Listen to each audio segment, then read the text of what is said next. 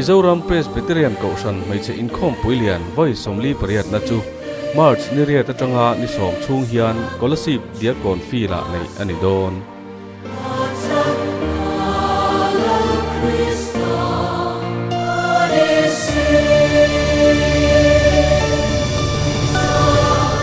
Zoram hun sang mi mai ni loven rampon lama mi te po tam thayang ber in khom puilian mang tura local tur hian kan som mol chewa khotlang chung kwa ko khan hote in sarkar lama kan ho tu te po akan vai in scholarship kho pui hi kan in bua sai mu pa kan in bua sai yang mi khwal nei lo hi kan lau thong zo ka tu ma in tha thung lovin he in khom pui mang tur hen local thula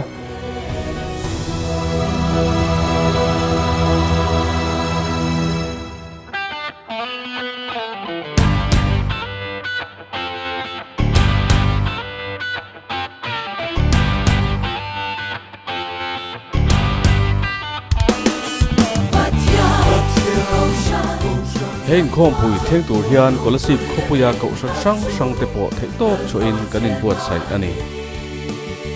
pandal kan thei to kalian le zau nuam tur kan sa hemi ron lu khat tur hinom lawang te kan lau le maya zoram hei che khom pui lian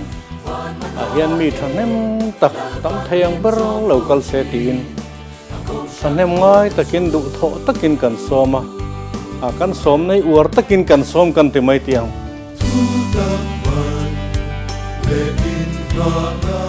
Hein khom pui mang tur hian palai atam theyang ber local turin kan som chewa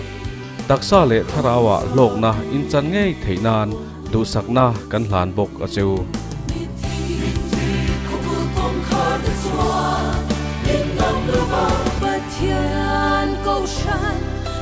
Tuan lung pui in la chu lal pa chen na mi